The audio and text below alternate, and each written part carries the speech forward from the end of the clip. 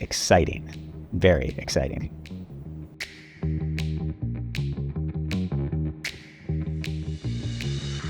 The big advance is, the advance in large language models, and then what we've learned from large language models then can be applied to other systems. And so you're starting to see what applied only to text suddenly is applying to images, right? So the incredible advances in AI that have happened in text are now happening in what's called multimodal AI. So it's text attached to images or to other sensory information. And what will be so interesting in the next couple of years is whether the video creation tools are as effective, whether AI systems can learn training themselves on lots of video and get a much better approximation of the way humans think than just from studying text. They did incredible things by studying text, and now we'll see what happens as they start to study other forms and other inputs. I started writing a little bit at Andover. I wrote a couple stories for the Philippian. And then when I went to college, I saw the power of journalism as a tool to affect political change. Then I wrote op-eds, and I wrote columns, and I founded a paper for conservatives and liberals to talk to each other. But the journalism that I've spent my life doing is a different kind of journalism, which is going out and reporting.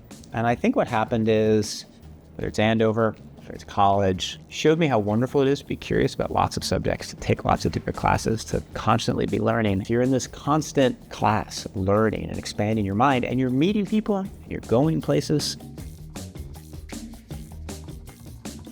Right now, there's a huge debate about whether the change is just coming too fast. For most of my life, AI has been a little off in the distance, and you can have fun debates about what it will mean when it gets here, and what jobs will it actually disrupt, and what kind of AI will come first.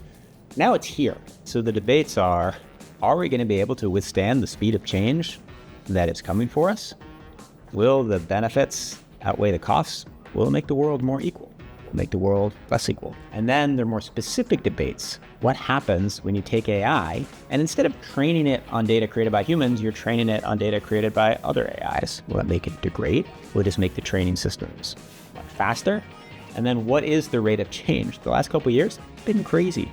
Will it continue to be that fast? Will it potentially slow down?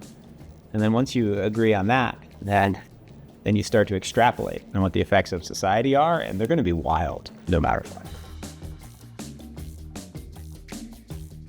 I would imagine in 2040, we're deep in brain-machine interfaces, so ways of directly connecting your brain to technology, both for outputting and inputting information. That fundamentally changes what you think of as a human, what you think of as consciousness. Whether that happens by 2040 or 2050, I don't know, but we're certainly heading in that direction, and that will be, I think you asked what would be the most mind-blowing. That will literally be mind-blowing.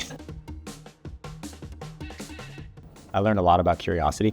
One of the remarkable things at Andover, almost every class you took, such a wide variety of classes, kind of opened up a new world. I learned a lot about intensity and work ethic. I had never worked hard before Andover, but I also learned about how to balance the amount of time one puts in and how to balance different priorities. And then I also learned a little bit about intensity of emotion and experience. If I think back to when was the period in my life when I sort of absorbed the most emotionally, took in the most and felt like I was sort of feeling the whole world, it's probably my last 2 months of my senior year, just taking in these experiences and coming towards the end and having such close and intense friendships and just kind of feeling like you're alive every moment of every day.